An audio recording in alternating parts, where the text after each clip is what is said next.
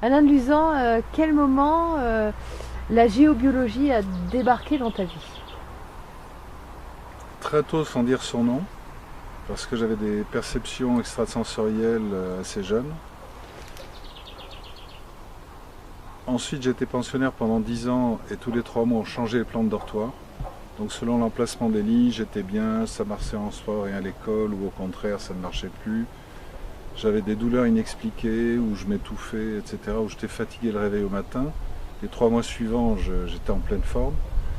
Et donc pendant une dizaine d'années, je ne me suis pas du tout expliqué ce qui pouvait m'arriver. Simplement, je savais que je changeais mon lit de place de manière obligatoire pour respecter les nouveaux plans de dortoir. Ensuite, j'ai une expérience phare, c'est quand j'étais guide aux grottes de Bétarame.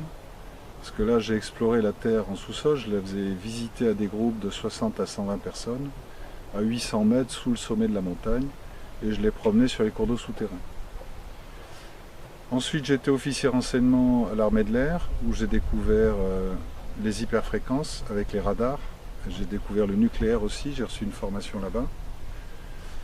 Et enfin, il y a eu un déclenchement dans ma vie, c'est les cancers de mon père et de mon frère. Mon père est décédé d'un cancer de l'estomac à 66 ans, et mon frère Vincent à l'âge de 33 ans d'une maladie d'Hodgkins. Et pendant 4 ans, j'ai parcouru les cliniques et hôpitaux, avec parfois des médecins très sûrs d'eux-mêmes, mais l'issue a été fatale. Et ça a été un choc dans ma vie, puisque jusque-là j'étais un cartésien pur jus, directeur du marketing d'une branche importante du groupe Saint-Gobain. Et un mois après le décès de mon père, je suis tombé en arrêt devant le titre d'un livre qui s'appelait « Votre lit est-il à bonne place ?» de Rémi Alexandre.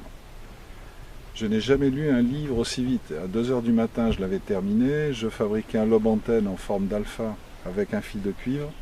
Et en me déplaçant à 2 heures du matin dans mon séjour, je m'apercevais que j'arrivais en butée sur des cloisons invisibles. J'ai su plus tard qu'elles s'appelaient réseau Hartmann, réseau Curie, etc.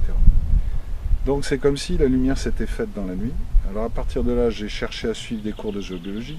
J'ai lu beaucoup de livres, j'ai fait mon compagnonnage en Suisse, en Belgique, un peu partout en France, avec des auteurs de livres. Et petit à petit, donc, j'ai fait 100 expertises, puis 1000, puis 2000, dans la région pour commencer, puis après dans la France entière et dans les pays limitrophes. Et j'ai constaté qu'il y avait beaucoup de pseudo-géobiologues qui ne faisaient pas d'expertise géobiologique, ou tellement succincte, qui discutaient 1 heure et demie avec leurs clients, et dont le seul but était de vendre des gris-gris à mettre dans les coins. Alors c'était des bols en terre cuite, des œufs en céramique, de l'acupuncture des sols, des menhirs, etc. Et je m'apercevais que quand je passais derrière eux, les clients étaient tout aussi malades, ou alors ils étaient tombés gravement malades depuis. Alors sans dire que ces produits créent le cancer, j'ai constaté que ces produits étaient totalement inefficaces et qu'ils saturaient pour le mieux rapidement, pour devenir totalement inefficaces, voire nocifs eux-mêmes.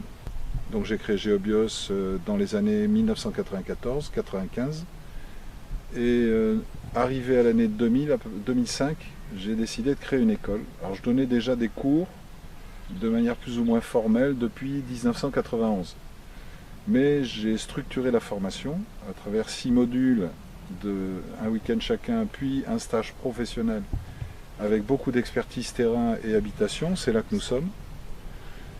Donc j'ai créé l'école française de géobiologie en 2006 et puis je m'aperçois que les élèves apprécient cette formation puisque il y avait 22 élèves il y a 3 ans et aujourd'hui il y en a 64 et nous sommes aujourd'hui début juillet et toutes les inscriptions pour le mois d'octobre sont déjà closes.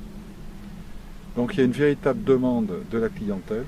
Entre-temps, j'ai accepté de donner des interviews à l'INRES et notamment à Stéphane Alix. Et je suis donc paru dans le magazine Inexploré. Et il m'a envoyé une assistante qui a écrit Les guérisseurs de l'habitat, que j'ai largement contribué à alimenter. J'avais écrit moi-même en 2006 un livre qui s'appelle Votre santé en lieu sûr, un livre de 350 pages.